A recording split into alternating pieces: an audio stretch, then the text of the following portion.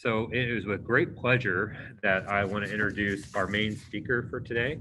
Uh, so Dr. Buma Arabamuthan is from the University of Washington in St. Louis School of Medicine.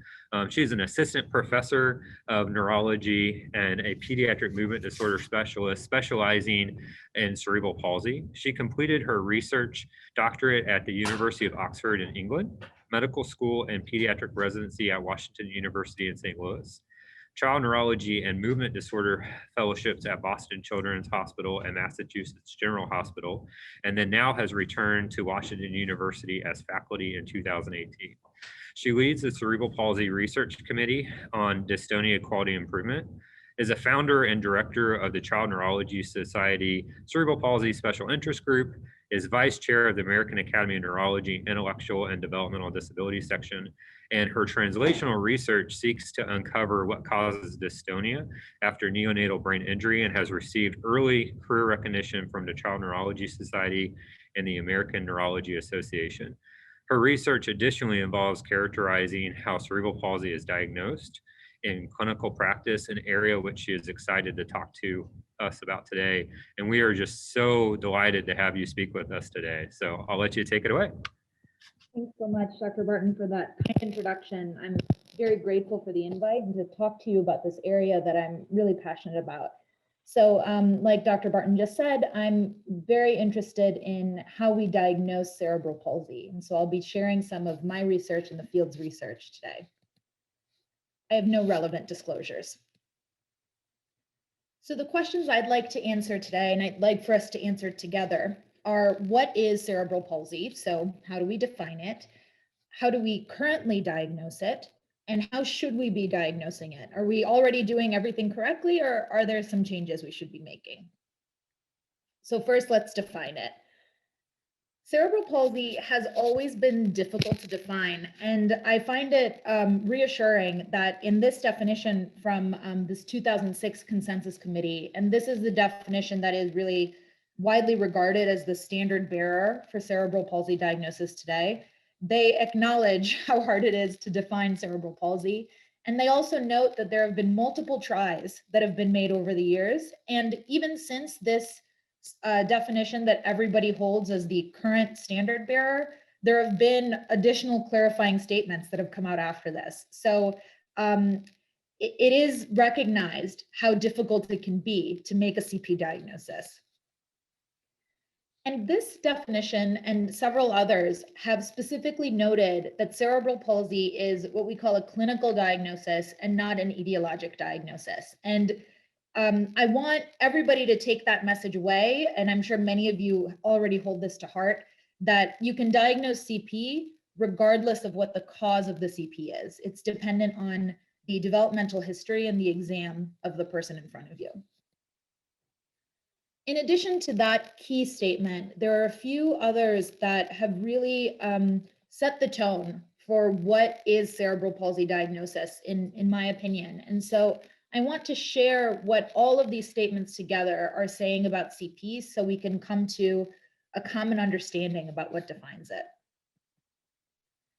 This 1998 statement was put out largely by the Australian Registers Group. So just as kind of a bit of background, the Australian and European CP registries, clinical registries, are amongst the largest, if not the largest in the world, and have really set the tone for everything or almost everything we know about CP epidemiology.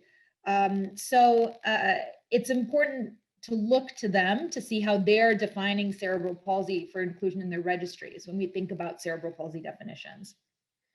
So in 1998, already there were two key features that were defined about CP. One is that the brain malfunction must be non-progressive, and that the motor disability itself should be non-progressive. That was carried through to the 2000 definition. This was from the European registries, reaffirmed in 2007. And then in 2014, in a clarifying paper with the Australian and European groups together, it was again clear that both the interference should be non-progressive, meaning the original disturbance to the developing brain should be non-progressive, and the type of motor symptoms you see in the person in front of you should be non-progressive. So everybody agreed that that should be a key feature. And if we look to the definition that most people turn to, they describe something very similar. So I'm going to read this just because I think this definition is so important. Cerebral palsy describes a group of permanent disorders of the development of movement and posture causing activity limitation. So I'm going to stop there. This is usually summarized as a non-progressive motor disability. You have to have activity limitation. There has to be functional impairment. There has to be motor involvement.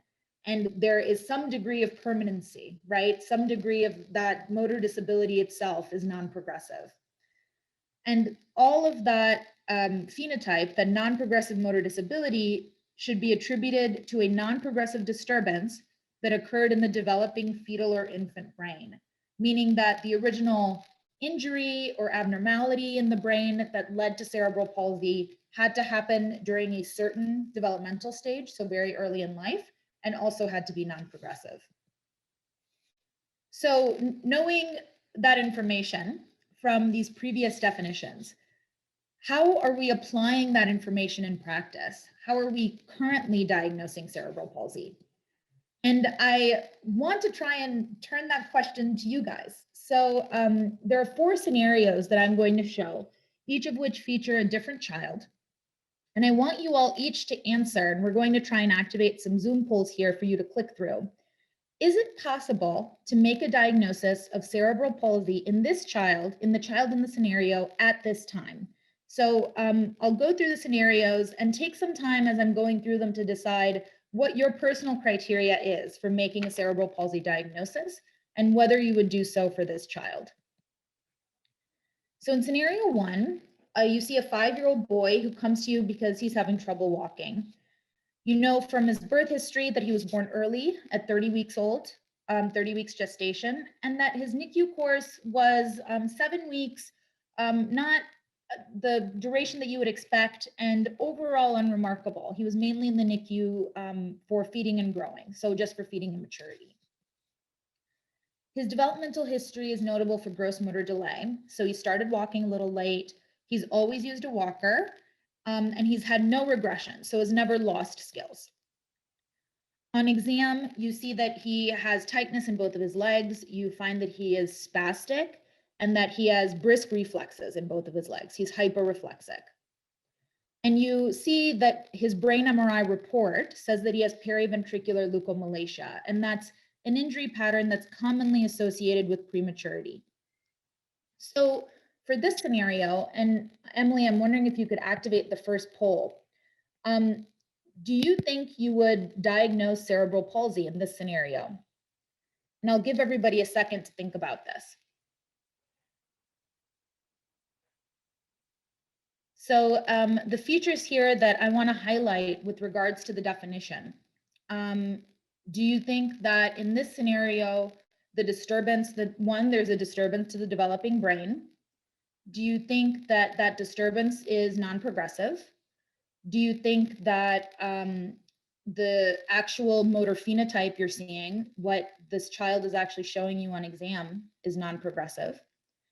And what do you overall think about what that means for cerebral palsy? Okay, so the vast majority do think that they would diagnose cerebral palsy in this scenario. And I would agree with you. I think that this does generally meet criteria based on that definition that we talked about before. So this was a starter scenario, kind of a baseline. Let's move on to the next one. Oops. Okay, so this scenario is identical to the first one, except this child was walking normally until they were 4 years old, and then developed a progressive worsening of this walking. And he didn't have to use a walker before, but has to use a walker now. And otherwise, the scenario is identical to the scenario I described just a few seconds ago. So if we could activate that second poll, would you diagnose CP in this scenario? Again, thinking about non-progression, thinking about the timing of injury, and thinking about the effects on motor ability. Does this child have evidence of a functionally limiting motor impairment?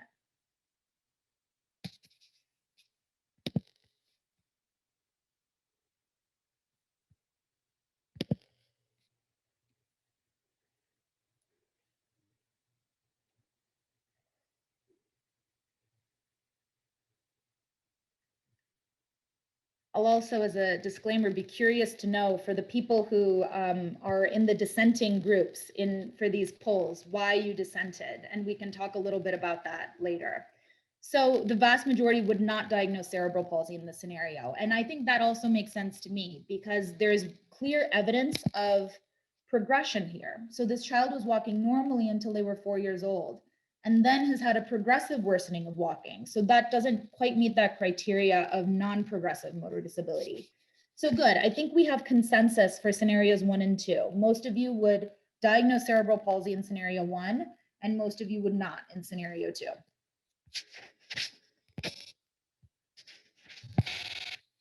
So for scenario 3, I'm just going to try and highlight the differences from that very first scenario I showed you. So scenario 3 is pretty much identical to scenario 1. Same age, same birth history, developmental history is the same, gross motor delay, no regression, trouble walking, same exam. That MRI shows that injury that we classically associate with premature birth.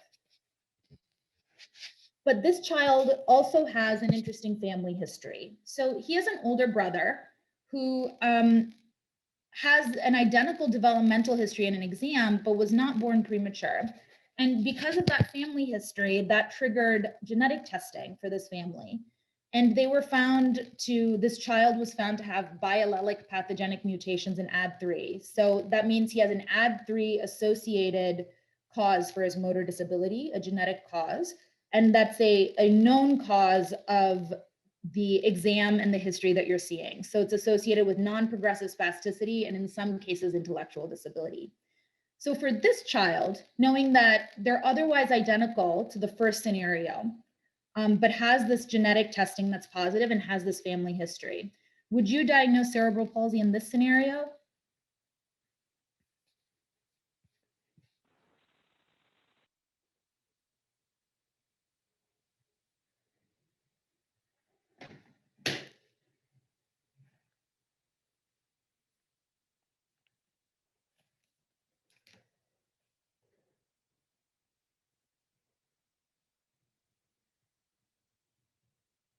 This scenario always gives the results I'm most excited to see. So I'm looking forward to seeing how everybody answers.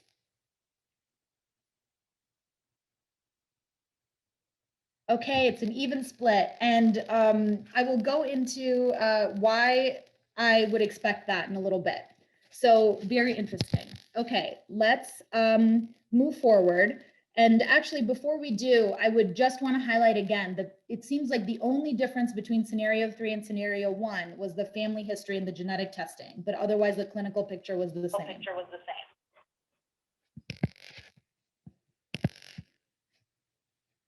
So in this scenario, we have a 5-year-old boy, again, who presents for difficulty walking. So that part's the same to scenario 1, but after this we diverge. So pay a little bit of closer attention to this scenario because we're starting to talk about different stuff. So this child, instead of being born premature, was born at term, unremarkable pregnancy and delivery. His developmental history is notable for global developmental delay. So we're not just talking about motor delay, but he has that. He can ambulate short distances using a walker, but mainly uses a wheelchair, and also has not had any regression. So has never lost any skills, but does have developmental delays in other domains, including language, including social, including cognitive. His exam is notable for diffusely low tone.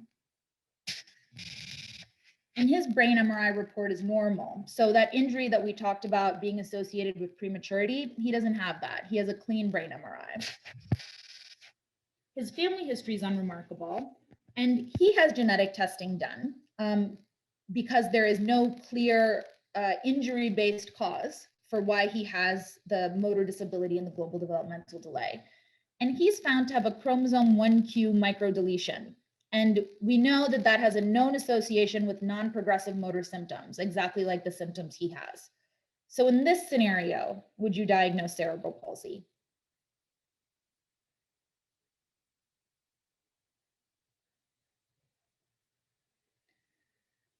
So as you're answering, I'll highlight some of the differences. So this scenario compared to the first scenario, you have a child that's the same age, but no evidence of any cause of environmental or birth injury. Brain MRI shows no injury. The exam is different. So instead of a child that has spasticity in his legs, you have a child that's diffusely low tone, so diffuse hypotonia. And this child also has a genetic cause for his symptoms, for his motor symptoms and global developmental delay symptoms. So lots of differences.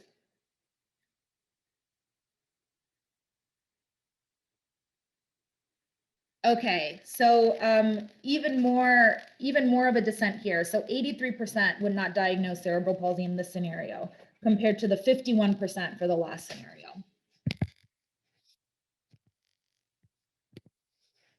So we asked these same questions of physicians across North America.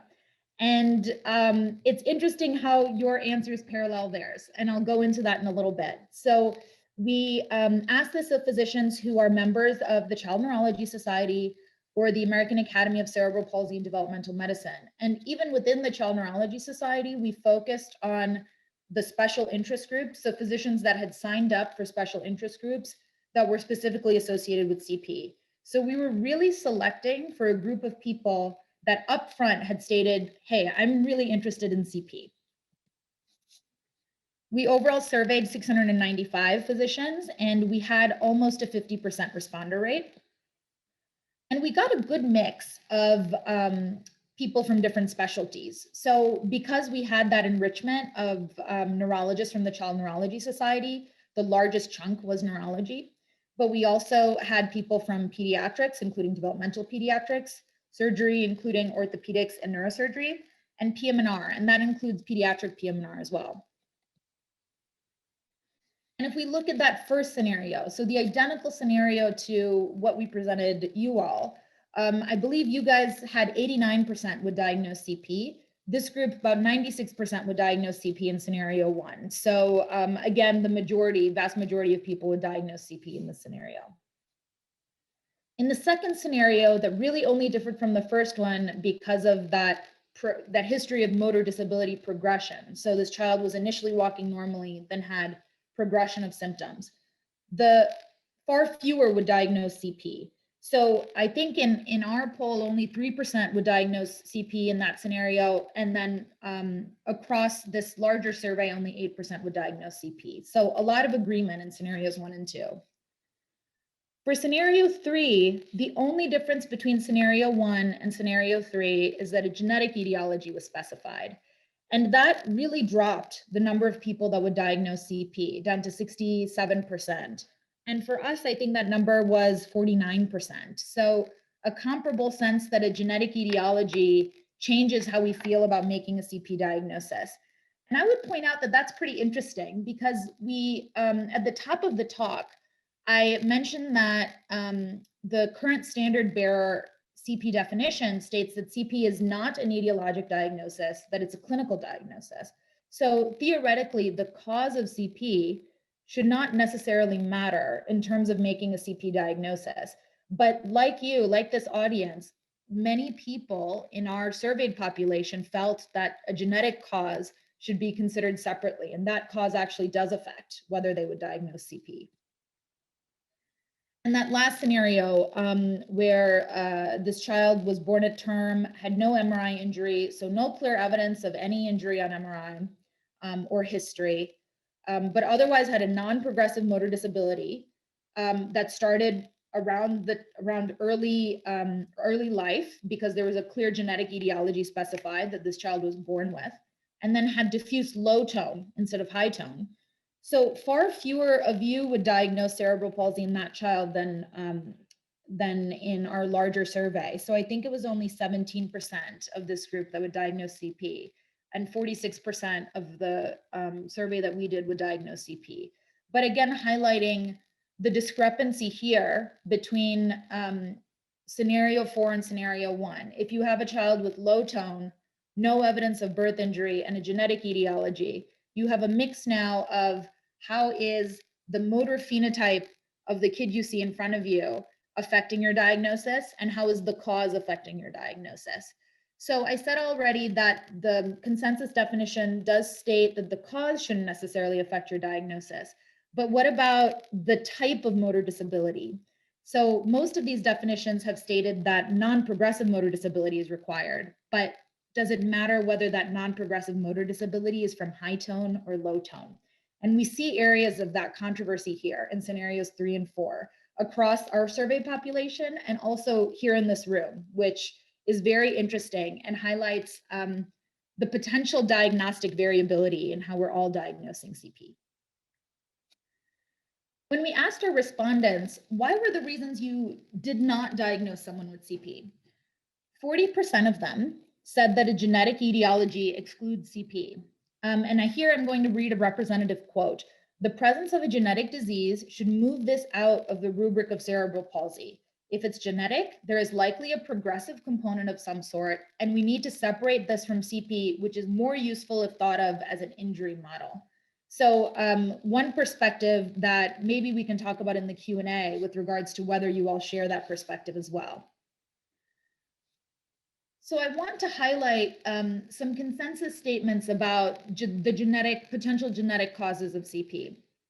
So in the last, really in the last 5 to 10 years, so very recently, there has been a huge increase in our understanding of what genetic risk factors and actually direct genetic causes of a CP phenotype might be. So in the American Academy of Neurology practice parameter from 2004, I think the number was something like less than 5% of CP cases have a genetic cause. But by 2017, we had evidence that as much as 30% of people with CP or who meet the clinical criteria for CP, meaning that they have this non-progressive motor disability due to a non-progressive injury in the developing brain, that 30% of those people have a genetic cause. And in 2019, there was a consensus statement reached between people from Canada, Australia, the US, Europe, including many of the people that wrote the consensus definitions that I mentioned earlier, stating that cerebral palsy is and should remain an umbrella concept in clinical diagnosis that encompasses the diverse motor phenotypes, topographies, and etiologies of this disorder. And I think the title of this consensus statement is quite clear. Genetic or other causation should not change the clinical diagnosis of cerebral palsy. So the clinical diagnosis should still stand. And is this a new concept? Is this something that we've really just come up with since 2017? Or where's the original footing for this concept? What about some of the older consensus definitions? So in 1998, one of the first definitions from Europe that I mentioned, even though there were previous definitions before this, but this is one of the current standard bearers. They note that some genetic syndromes, such as familial spastic paraplegia, meet the criteria for CP. And I find that statement really interesting because I think that's one of the more controversial topics today. Does familial spastic paraplegia or hereditary spastic paraparesis, does that collection of genetic syndromes, can that actually meet the criteria for CP? And here in 1998, they say that it can, but they say that some genetic syndromes can meet the criteria for CP and some may not. So they actually came up with a little bit of a list, which genetic syndromes may count and which may not count. In 2000 and 2007, the European group of registries disagreed effectively. So in 2000, they said if the rules of the definition were adhered to, so pretty much if the clinical picture was present, that you could diagnose CP regardless of chromosomal issues, brain malformations, or other syndromes, that they should get that CP diagnosis. In 2007, they specifically referenced the paper from 1998, saying that was a really interesting paper. We've talked about it, but we disagree. And we think that we need to rely solely on the clinical features of a case to determine eligibility. So at least definitively in terms of a big paper on CP diagnosis, in 2007, perhaps earlier if we're going to count this 2000 diagnosis, there is this concept out there in one of the large CP registries that CP should be a purely clinical diagnosis, not based on any genetic factors. And then in 2014, the groups from Australia and Europe got together and talked about what constitutes CP. And together they noted that we propose that cases with a syndrome, inborn error of metabolism, or chromosomal abnormality identified by any technique and whose clinical presentation meets the criteria for CP should be included in CP surveillance data. So reaffirming that the cause should not matter, that it's the clinical presentation that counts. So these papers overall support that a genetic cause can count towards a definition of CP. And even though these have been out there for a while, your responses and the responses of physicians at large don't necessarily jive with this. So that's something that we need to reconcile as a field. Other respondent reasons for not diagnosing CP was the presence of isolated hypotonia. So if hypotonia or low tone was the only cause of motor disability, 12% of people that we surveyed in this larger survey said they would not diagnose CP. And here are some representative quotes. Although there is a subtype of hypotonic CP, there is little consensus on this definition. So this person is already highlighting the controversy that exists about making a hypotonic CP diagnosis. And another quote, I don't typically consider global hypotonia cerebral palsy. For example, I don't diagnose children with trisomy 21 with CP. And this highlights another issue. So historically, kids with Down syndrome, Prader-Willi, Angelman syndrome, those children were not diagnosed with CP and were diagnosed instead with the relatively common chromosomal syndrome that they had. So because hypotonia ends up being the predominant form of tone in those syndromes, are we going to exclude hypotonia as a cerebral palsy phenotype across the board? And what do these statements say about them?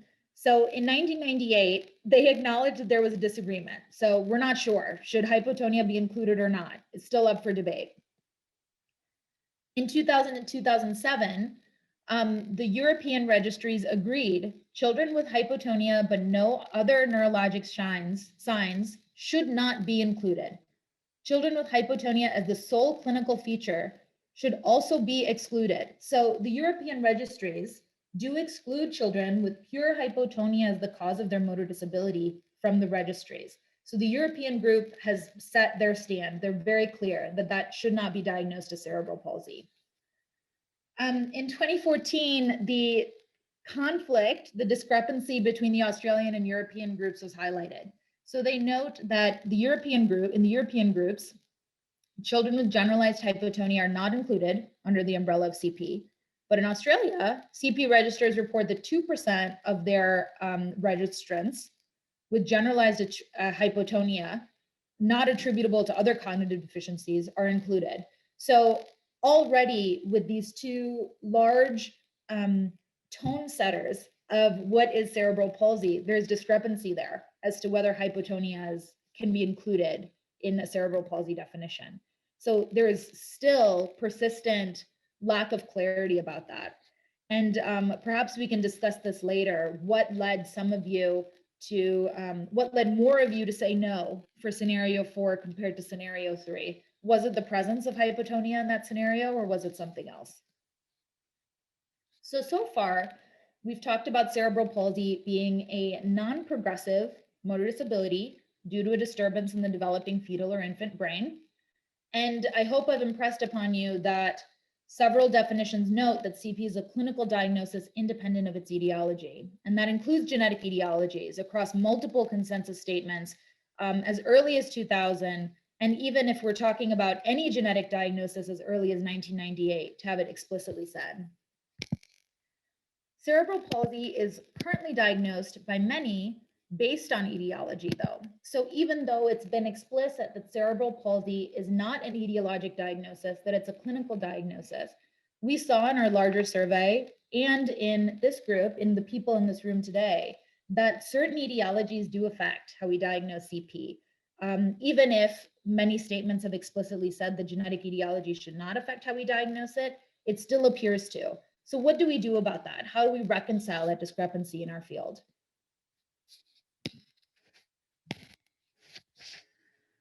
So we've talked about these first two questions. What is cerebral palsy? How are we currently diagnosing it, both in this room and across physicians in North America? Now, how should we diagnose it? Is there a change we should be making?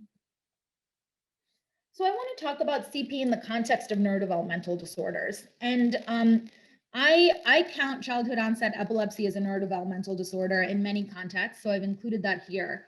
And autism, I think most of us would agree, is also a neurodevelopmental disorder. And if we talk about what is a neurodevelopmental disorder, if it's considered as any disturbance to the developing brain that leads to persistent neurologic problems, I think epilepsy, CP, and autism all fit under that umbrella. And that's particularly interesting because they also go hand in hand in the same kid, right? So the same person with CP might have all of these things present in them. But we generally feel very comfortable diagnosing epilepsy as a clinical diagnosis and saying that it's due to a pathogenic genetic mutation. So it's epilepsy is a part of Dravet syndrome due to this genetic mutation. And we feel the same way about autism. It's autism maybe in the context of CP. So autism due to being born premature, autism due to tuberous sclerosis complex. So associating the etiology, even if it's genetic, with the actual diagnosis of autism and epilepsy, we generally feel comfortable doing that. Why not CP? What makes CP different that we don't feel comfortable making that diagnosis and then later associating it with an etiology? Another thing that we do with epilepsy and autism when making these diagnoses is we add descriptors.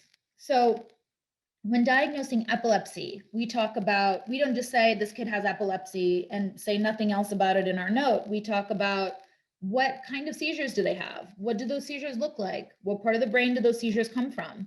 And anybody evaluating epilepsy will have all of that information in their note. For autism, the diagnostic criteria, the DSM diagnostic criteria, include what domains are specifically impaired. So which criteria is this child with autism fulfilling in order to receive that diagnosis? And what is the impact on function? You have to include how severely this child's function is impacted by impairments in these domains to make the autism diagnosis. So why not with CP? Why to make a CP diagnosis, every note that says this person has CP and is evaluating that CP, why shouldn't it also have this information in it? So what we proposed in our paper about the survey that came out in Pediatrics earlier this year is we reaffirmed that cerebral palsy is a clinical diagnosis and that the etiology of it should not necessarily affect whether you give a CP diagnosis.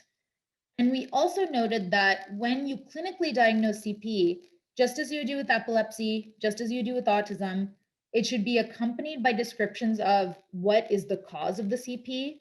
And I cannot impress enough the importance of saying, I don't know in this context. So if it's unclear what the cause of CP is because of an unclear birth history, or because perhaps there's a genetic contribution, including that there is lack of clarity there, can be really important in terms of framing the diagnostic workup for this child. We also said that it was important to include a description of the motor phenotype. Many children with CP have mixed tone problems. So I'm particularly in my research interested in dystonia. Spasticity is a tone type that we've already talked about that's very common in people with CP. There's low tone in people with CP, hypotonia, ataxia. All of these things can be combined in the same child. So outlining where this tone manifests and the relative contributions of this tone to this child's function can really be important. And then lastly, when you make that diagnosis, it's important to document the functional impact on this child. And by definition, that's important, right? Because in order to make a CP diagnosis, you have to have activity limitation. That's a key part of the consensus definition. So in order to convince yourself that you can diagnose CP in this person, you have to describe how activity is limited for this person. And so detailing that functional impact is important. So we called this approach a comprehensive CP diagnosis. And why should we do it? So for etiology, particularly for that up to 30% of people with a CP phenotype who might have a genetic contributor, identifying a genetic cause of CP can be useful for family planning, screening for comorbidities. There is some potential for targeted treatments if a genetic etiology can be uncovered. And also, and this is new data that we're working on that I want to share with you, because the people who are directly affected by CP want to know the cause of their CP. So I'll talk to you a little bit about the survey that we did. We surveyed people with CP and people who care for those with CP. And we surveyed them through two registries, the Cerebral Palsy Research Network and the Simon Searchlight Foundation. And overall, we surveyed 804 people, had a 25% responder rate, and it was close to an even split between adults with CP who were responding for themselves and caregivers of either adults or children with CP, primarily children, who were responding on behalf of their families and on behalf of the person with CP that they cared for. And off the bat, 75%, so a clear majority, valued knowing the cause of their CP. And less than half actually had been told the cause of their CP by their doctor. So highlighting the gap there in what patients and families want and in what we're giving them. And then if we looked at people's diagnostic preferences, so how do you want to be diagnosed? Would you prefer just a CP diagnosis if you meet criteria for CP? If you had a genetic cause for your CP symptoms, would you even see the point of a CP diagnosis? Would you just want a genetic diagnosis? Or do you personally in your day-to-day life see the value of both? And 68% of those with the diagnostic preference preferred carrying both, 68%. So again, the majority of people really preferred carrying both diagnoses. And before I go on to this next slide, I want to talk a little bit about why. So we also asked this group, what does a CP diagnosis provide compared to an isolated genetic or etiologic diagnosis? And they overall noted at a 20 to 30% differential that a CP diagnosis provided additional community resources, so access to a larger community, information about their prognosis, information about or access to therapy services. And overall, they felt like they had a better understanding of their symptoms. So what was causing their symptoms? And they felt they got all of that more often from a CP diagnosis than a rare genetic diagnosis alone, or from a separate etiologic diagnosis alone. So think about what a CP diagnosis gives families in terms of access to services, understanding of what's going on with their loved one or with themselves. And think about diagnosing CP in the larger context of neurodevelopmental disorders. So if we're diagnosing epilepsy and autism a certain way, why not CP? Why is diagnosing or identifying the motor phenotype important for a comprehensive CP diagnosis?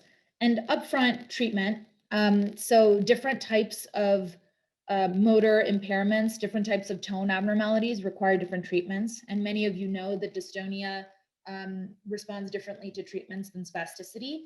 And in terms of candidacy for surgical treatments like selective dorsal rhizotomy or deep brain stimulation, those are really divergent, right? You don't want to send a kid that has predominant dystonia or even really functionally impairing or obvious dystonia for an SDR necessarily. And you don't want to send a kid with predominantly spasticity expecting them to improve with deep brain stimulation. So from that surgical selection perspective, identifying the tone impairment is really important. And I would also argue that confirming the motor phenotype and figuring out what the predominant motor phenotype is important to diagnosing CP, period. And this is particularly true when making an early diagnosis of CP. And I want to highlight a few papers in this regard. So this is a landmark paper from Yona Novak that was published in JAMA Pediatrics a few years ago. And in it, they really advocated for, in children at risk, that we should be diagnosing CP as early as possible. Ideally less than a year old. They actually provide guidelines for using the word CP at less than 5 months old in children that have clear risk factors. So really making that diagnosis early.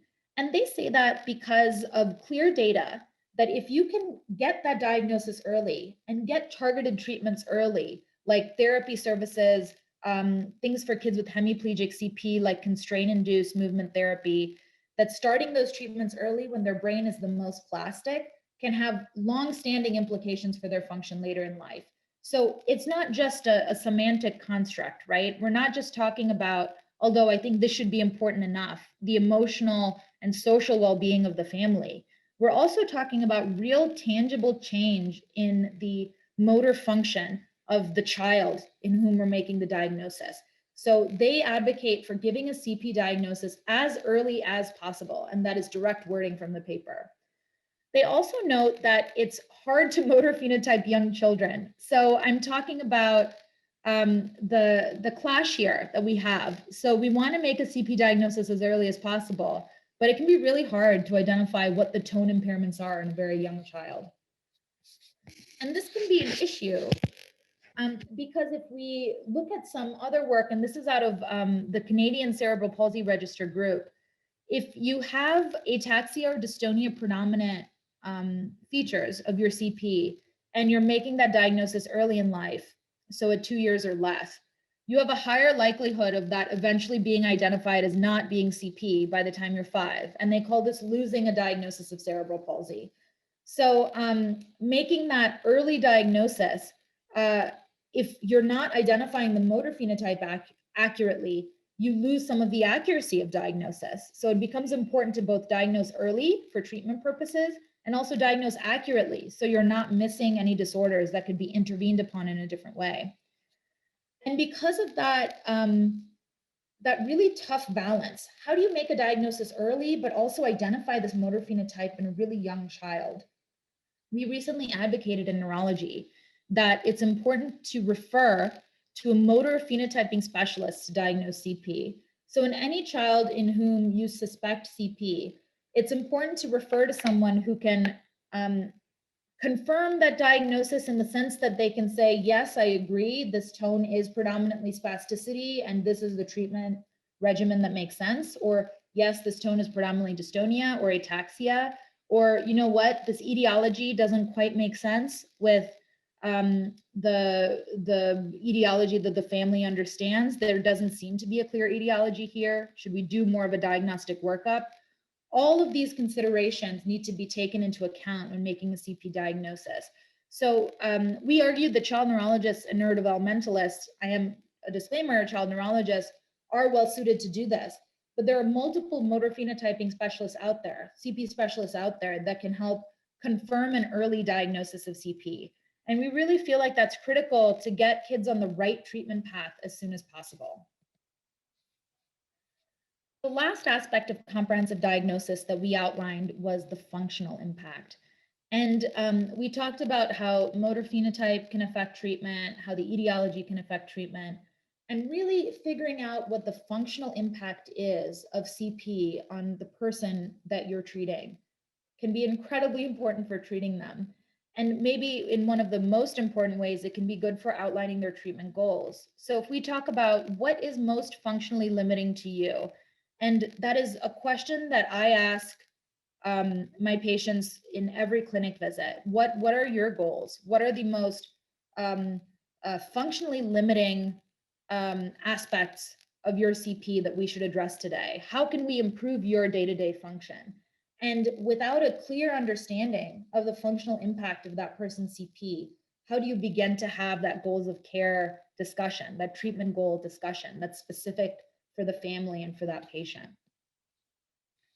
I want to highlight a few, the big 5 classification systems that outline functional ability in people with CP.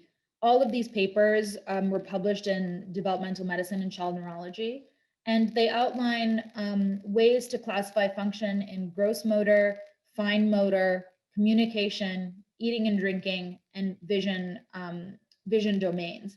And I think many of us probably are very comfortable talking about GMFCS levels. I don't know how many of us routinely document the other classification system levels. And as a disclaimer, I only started doing this recently. So I think it can be hard to systematically document all of these classification system levels. But talking to families specifically about communication impairment, about eating and drinking impairment, and using these classification systems to categorize that really catalyzes discussions about what is the most important thing to you and to your child and to your loved one. And it's interesting, I'm a pediatric movement disorders physician. A significant minority of the time, it has nothing to do with their gross motor function. So I would say close to 50% of the time. So thinking about functional impact in other domains for a person with CP is really critical. And we should make that a part of the diagnosis. We should start that treatment goal, functional impact conversation as early as possible. So the overall summary, we've talked about what is cerebral palsy, and this is a bit of a reiteration, but I want to drive these points home, that it's a non-progressive motor disability due to a disturbance in the developing brain, and that it is a clinical diagnosis independent of its etiology, meaning that genetic etiologies can count as CP. And that's true based on consensus statements. And I showed you some data that that's what the majority of people with diagnostic preferences, the majority of people actually affected by CP would also prefer to carry both the clinical diagnosis of CP and the etiologic diagnosis of CP. And they highlighted a few factors like the practical implications of CP in terms of access to services, access to community, and just kind of a general understanding of what's going on with them. And to just highlight that a little bit, if you told someone with autism that you couldn't give them an autism diagnosis, they just had tuberous sclerosis complex, they don't have autism anymore because they have a genetic syndrome, and you can, join the tuberous sclerosis community and get whatever therapy services you need based on tuberous sclerosis. And, you can read about the vast differences in symptom manifestations in people with tuberous sclerosis, and maybe some of that applies to you and some of it doesn't, but you don't get that autism label anymore. Can you imagine what that would do to that family's understanding of what their child's functional symptoms, these symptoms that are limiting this child's functional ability? Can you imagine what that would do to that family's understanding of what's going on with that child? So I would encourage you to apply the same sort of approach when diagnosing cerebral palsy. Cerebral palsy should be a clinical diagnosis, and we should talk about the etiology separately. Unfortunately, I think we are still currently diagnosing cerebral palsy based on etiology. And I think that is based a lot on some of the older CP consensus definitions, and also because we're just learning a lot more about genetic causes of CP.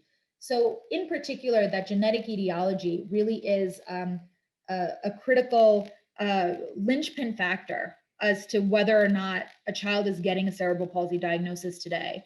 And again, think about how that would affect your patient and their families. And how should we be diagnosing cerebral palsy? So I talked about our proposed schematic today, that we should include the clinical diagnosis, just as we would with epilepsy or autism, and then description of the etiology, including, I don't know, and we need to look into it more, description of the motor phenotype, and how it functionally impacts the child or the patient in front of you. And this is just exactly how we do it with other neurodevelopmental disorders. So all we're advocating for is to keep things consistent in this family. So just so we don't kind of wrap everything up with this nice bow, is there any remaining controversy? Do we just say, okay, so we answered all of these questions, now we can define CP, we're all on the same page? And I would highlight that we haven't really today talked about what does non-progressive mean. So we say cerebral palsy is a non-progressive motor disability due to a disturbance in the developing fetal or infant brain. And the majority of people with CP today are adults with CP. We keep talking about CP in a pediatric context, but the majority of people with CP today are adults. And 1 out of 3 adults with CP will lose mobility as they age. So starting in their 30s, people will drop a GMFCS level. 1 out of 3 people with CP will drop a GMFCS level. And what does that mean? Is that early aging, or is that progression of their motor phenotype? And if it's 1 out of 3 people with CP, does that mean CP is progressive and we need to change what our definition of progressive is? And just to highlight that a little bit more. So I was talking about in adulthood, people lose mobility, but peak mobility for people with CP is in their teens, in their mid to late teens. That's when people have peak mobility.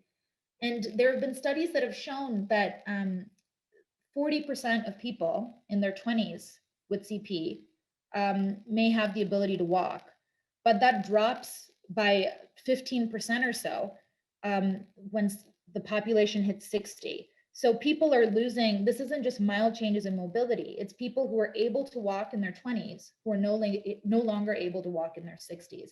And that's quite accelerated aging. So what's the difference in people with CP between aging and progression, and how do we define that? And we've outlined some of these issues in our recent paper in Annals that I've cited below, and I'm happy to talk to you a bit more in our Q&A session if anybody is interested in diving more into how the diagnosis of CP changes, or our understanding of it changes, the more we learn about CP in adults. So given the controversies that I've talked about, and given the fact that everybody on this call had a little bit of a primer on CP before we even got into the survey, and I'll give you the disclaimer that everybody that we surveyed at large also had that primer. Everybody was given the CP consensus definition that we also discussed. Is the current CP definition detailed enough? If we still have discrepancy in how we're diagnosing CP in a child with pure hypotonia as the cause of their motor disability, or with a genetic cause for their CP, is that a problem in how we're practicing, how we're diagnosing CP in clinical practice? Or is that a problem with how the CP definition is being interpreted? And if it can be interpreted so broadly, should we be doing something to make that CP definition more specific, perhaps along the lines of an autism diagnosis or an epilepsy diagnosis that have very specific criteria to meet in order to get that clinical diagnosis? Should we be doing that same thing with CP? And with that question from me, I'll take questions from you guys. So lots to mull over here, I think, and lots to talk about. So I look forward to seeing what you guys have to say. Thank you.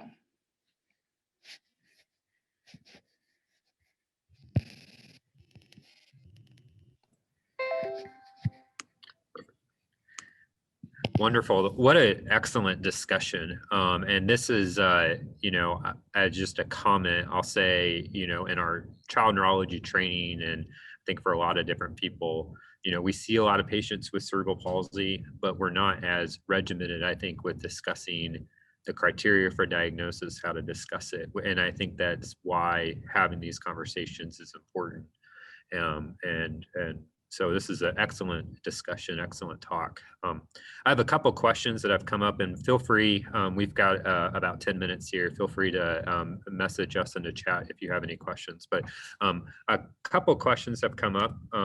The first one we've talked about, but I think it's good to just kind of take home the point here. In a child with congenital rubella syndrome coming in around 2 years of age to a pediatrician with global delay and generalized hypotonia, is this a patient you would consider a diagnosis of CPN? Yeah, great question. So let me tell you what I would do, and let me tell you the area of controversy that I think you've highlighted here.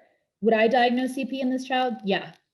So I think if a child has clear evidence of a disturbance to the developing brain with this, which this child does, and evidence of motor disability, which I'm assuming you're implying that this child has, that this has a functional implication for how this child is moving. I think that hypotonia should count. I think that in my eyes, it should not matter what the tone abnormality is, that if you have a non-progressive motor disability with a disturbance to the developing brain, that's CP. This child would not be diagnosed with CP by European registry criteria because of that hypotonia aspect. And I love that this question has been asked. I really do think this is a critical area of discrepancy that we need to address as a field. And many of the consensus statements have pointed out that this is a remaining area of controversy and have just kind of moved on, So it's kind of crazy to think that this child in Europe would not get a CP diagnosis, but if they met me, would, and in Australia, they would be included in their CP registry. So yeah, great question. Great area of controversy. Short answer is yes for me, question mark for everybody else. Yeah, and I think to highlight that point, that hypotonia, the hypotonic CP, the takeaway, I think most of us feel uncomfortable outside of the setting of a known etiology, whether that's genetic or, so yeah, no, that's an excellent question. Dr. Rogers, who worked with you at WashU, she asked two questions here. So one, is there any information for how sensitive families are noticing hemiplegic cerebral palsy versus your exam? So for example, she mentions a case scenario of a 9-month-old with early hand preference that the family has noticed with some gross motor delay, but you kind of don't notice as much asymmetry. Is there any data or information on that? Yeah, great question, and great to hear from you. Not that I know of, and that doesn't mean that it's out there. But I think this question has two important nuances. One is if the family has noted an asymmetry, and let's say it is functionally impairing for the child, what does that mean in terms of how you address the treatment process and the follow-up process for this child moving forward? And separately, you asked, what do I do about imaging, right? In this child where you'd have to sedate. So let me save the imaging question for a second. I think if there's an early hand preference noted by the family, you don't see anything on exam. I will say in clinical practice, and this isn't the data-driven approach that you asked for, but in clinical practice, I tend to trust the family. So I think that in the clinic, subtle differences in strength are very difficult to notice, particularly in very young children, and particularly if there are delays. So if the family sees an asymmetry in how they're pulling up their head and see that they're, say, tipping to one side more, if they're not yet quite reaching, how can you assess that in clinic? So I ask the family closely in what scenarios have they observed it, how often have they observed it, and I would still refer that family to maybe not constraint-induced movement therapy, but to PT and perhaps OT, depending on the limb affected. Just that additional strengthening and that additional therapy service can be helpful for that child. Would you make a diagnosis of CP? If there's no evidence of a disturbance to the developing brain that you can find and there's no functional impairment, I would not. But there are situations where you might feel compelled to get them access to services. So that imaging question you ask is interesting. I would not, even if the imaging, even if the exam was clear that there was hemiparesis, if there was not clear evidence of progression, and if the child was otherwise developmentally moving forward well, I would probably closely follow the child and hold off on imaging depending on the history of the child. Because chances are if a child presents with, mild to moderate hemiparesis or a hand preference, we're looking at a neonatal stroke, perhaps asymmetric PVL, depending on the birth history. And is your image really going to change anything if there isn't any evidence of new hemiparesis? So I'm a conservative imager, I guess. Conservative in the sense that I don't necessarily opt for sedation unless the history compels me. Long answer, Amanda. Is that, I hope that addresses what you were getting at. Okay. Yeah, and I'll follow up that question with a question myself. So I think this is probably the hardest part, is patients who come in without a clear history. When do you image? Because, we talked about the importance of an early diagnosis, but most of us typically would like to hold up till about 2 years of age just because of the myelinating brain. So are there any, I would say this as somebody who also struggles with this idea of, do you think there are any drawbacks in terms of the watchful waiting approach, or are there other situations where you go ahead and get imaging early? Yeah, I think the main drawback is that you miss a progressive lesion that could be intervened upon earlier, which is a big drawback. So I think when we talk about watchful waiting, for some of these, for really young kids, If you have clear evidence of motor abnormalities and you don't have enough history to know if there's been progression or not, I think that might trigger imaging. But if you have a long enough history to know there hasn't been progression, close follow-up, and I'm talking about, maybe every 2-ish months or even closer than that, depending on the family's access to the clinic, just making sure the development is tracking. I think that can be really helpful in staving off sedation and just making sure that phenotype stays non-progressive. And then the other things to look for, obviously, if you're thinking about, is there a mass or is there high intracranial pressure or hydrocephalus that could be contributing to this, asking about ICP symptoms and that sort of thing, in addition to developmental regression, can be important. But yeah, it's a bit of a gamble, isn't it? So I think really relying on that history at the first visit. If you can't get a clean history, I think that image has to be done. If you can get a clean history, I think watchful waiting is one of the appropriate options. Wonderful. And I'll end with one last question. And so you kind of alluded to this, but what role do you see in terms of using the likely CP diagnosis or working diagnosis of cerebral palsy, kind of in terms of how we diagnose things? Yeah. So I don't use that terminology. And I think that's an interesting question. I wonder about it in the context of what it means for all of the things that patients and families value in terms of what a cerebral palsy diagnosis means. So some of the things that came up in our community-based survey was that cerebral palsy that diagnosis label gave people a sense of closure. It gave them definitive access to a community. It gave them definitive access to services. It gave them a clear understanding of what the prognosis would be, right? Because you're telling them they have a non-progressive motor disability, and this is what cerebral palsy looks like across the board. If you tell someone, and this is a personal bias, I don't have, again, the clear data to back this up, although we could do research on this topic.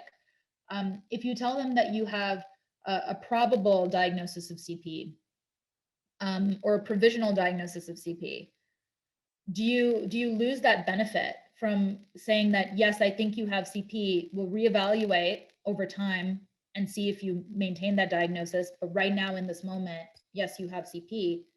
I would prefer something more definitive and say that we need to reevaluate. Maybe at some point you'll outgrow your CP.